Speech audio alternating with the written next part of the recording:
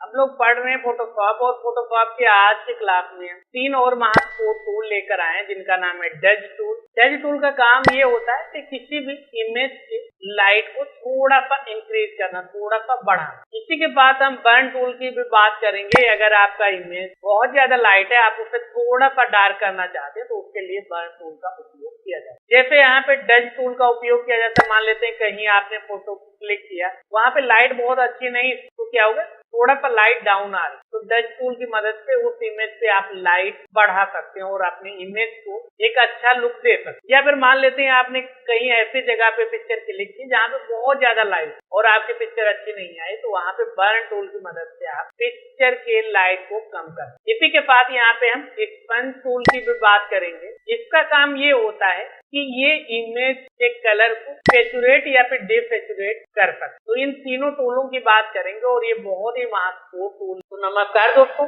मैं जितेंद्र सिंह एक बार फिर से आप सभी का राणा टेक ज्ञान में बहुत बहुत स्वागत एवं अभिनंदन करता हूँ। और अगर आपने हमारे यूट्यूब चैनल को अभी तक सब्सक्राइब नहीं किया तो सब्सक्राइब अवश्य कर ले, क्योंकि यहाँ पे हम इसी तरीके के उपयोगी वीडियो लाते रहते हैं जो कि आपके लिए बहुत ही महत्वपूर्ण हो सकते हैं। और इस वीडियो को अपने दोस्तों के साथ व्हाट्सएप और फेसबुक वगैरह के माध्यम से शेयर करना भी ना भूलें। तो चलिए हम अपनी क्लास को शुरू करते हैं। तो यहाँ पे सबसे पहले हम आ जाते हैं अपने कंप्यूटर स्क्रीन पर और यहाँ पे हमने फोटोशॉप को ऑलरेडी ओपन कर रखा है और यहाँ पे हम डबल क्लिक करते हैं और यहाँ पे कोई पिक्चर ले लेते हैं। मान लेते हैं हम यहाँ पे ये वाली पिक्चर ले लेते हैं और यहाँ पे हम कंट्रोल प्लस करके इस पिक्चर को ओपन कर लेते हैं। हम इन 3 टूल की बात करने वाले हैं। जूम करें तो यहाँ पे तीनों टूल की बात करेंगे, डज टूल, बर्न टूल और एक्सपेंस। इन तीनों की बात करने वाले हैं और इनका शॉर्टकट की जो होता है वो होता है कीबोर्ड पे ओ प्रेस करके इसे सेलेक्ट कर सकते हैं और शिफ्ट ओ से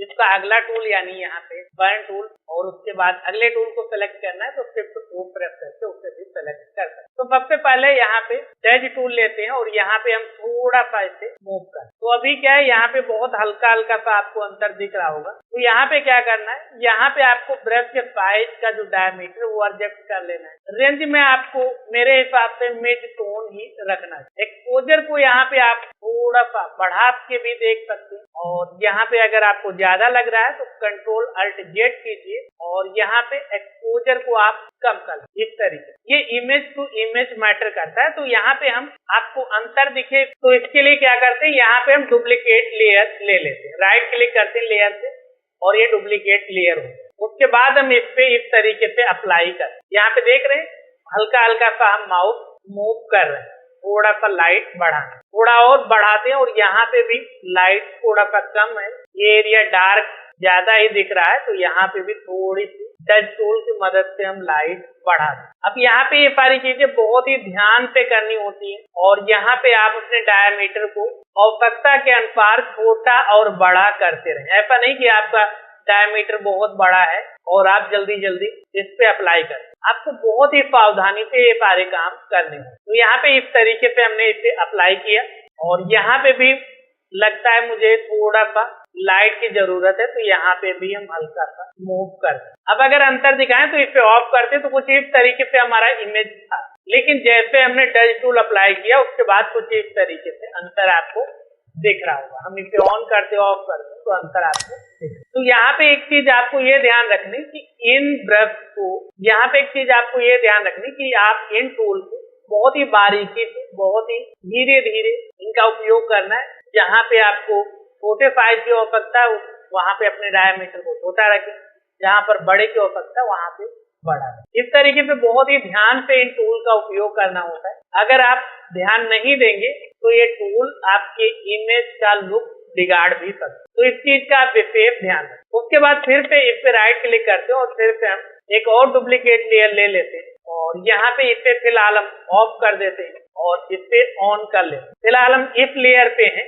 अब यहाँ पे अगले टूल की बात करें, बर्न टूल। अब मान लेते हैं यहाँ पे इस हिस्से में कुछ ज्यादा ही लाइट आ रही है, तो यहाँ पे क्या है, हम यहाँ पे मिड टोन ही रखा है और यहाँ पे एक्सपोजर को थोड़ा सा बढ़ा लेते हैं, 25 रखते हैं, डायमीटर को भी थोड़ा सा और बढ़ा लेते हैं। उसके बाद यहाँ पे इस तरीके से हम कंट्रोल अल्ट जेट करते हैं और यहाँ पे इस बार हम बर्न टूल ले। बर्न टूल लेने के बाद हम यहाँ पे थोड़ा सा इस तरीके से माउस को घुमाते। अब यहाँ पे बहुत ही बारीकी से मान लेते हैं कि हमने जो इसका एक्सपोजर है ज्यादा रखा है तो इसे कम कर लेंगे।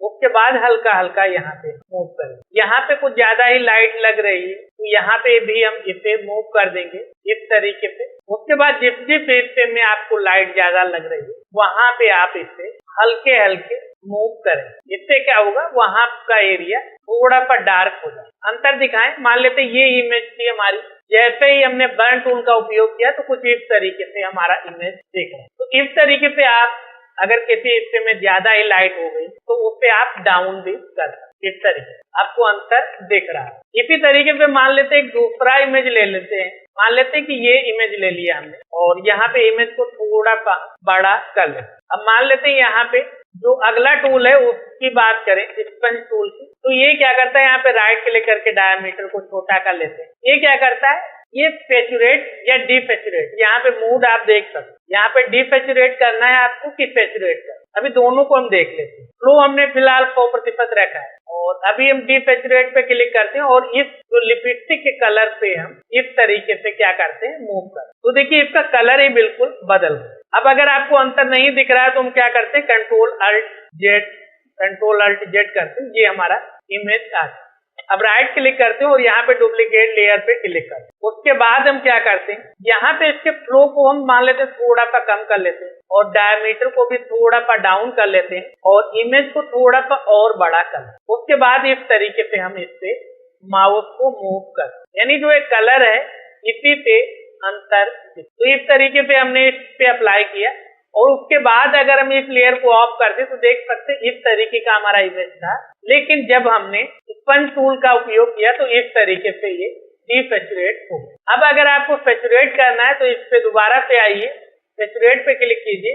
उसके बाद इस तरीके से आप करेंगे तो ये सैचुरेट हो जाएगा। जितना ज्यादा आप इससे मूव करेंगे उतना ज्यादा ये सैचुरेट हो जाए। आप देख सकते हैं बहुत ज्यादा सैचुरेट हो गया। अब अगर हम ऑफ करें तो देख सकते कुछ इस तरीके से था और इस तरीके से हो। तो इस तरीके से आप किसी भी कलर को सैचुरेट या डिसैचुरेट कर, यानी कोई कलर है उसकी मान लेते हैं एब्रोन, तो यहाँ पे क्या करते हैं हम सैचुरेट करते हैं, थोड़ा सा इस पे हम पॉइंटर गिराते हैं कुछ इस तरह। अब अगर आपको अंतर देखना इसे ऑफ करते हैं और ये दे, तो यहाँ पे इस तरीके से आप इमेज के किसी भी हिस्से को, किसी भी कलर को आप इस टूल की मदद से सैचुरेट या डिसैचुरेट कर सकते। तो आपको वीडियो कैसा लगा नीचे कमेंट बॉक्स में अवश्य लिखें और अगर आपका कोई भी प्रश्न है, कोई भी डाउट वो भी कमेंट बॉक्स में लिखना बिल्कुल भी ना। और अगर आपने अभी तक हमारे इस यूट्यूब चैनल को सब्सक्राइब नहीं किया तो सब्सक्राइब अवश्य कर लें ताकि आने वाले सभी वीडियोस की जानकारी आपको सबसे पहले भेजी जा सके। और अगर आप इस कोर्स या फिर कंप्लीट कोर्स को देखना चाहते हैं तो इन प्लेलिस्ट को चेक करना बिल्कुल भी ना भूलें। तो हम मिलते हैं आपसे अगली क्लास में, तब तक याद रखें ज्यादा लर्निंग ज्यादा आदमी, इसलिए सीखते रहें और मुस्कुराते रहें। नमस्कार।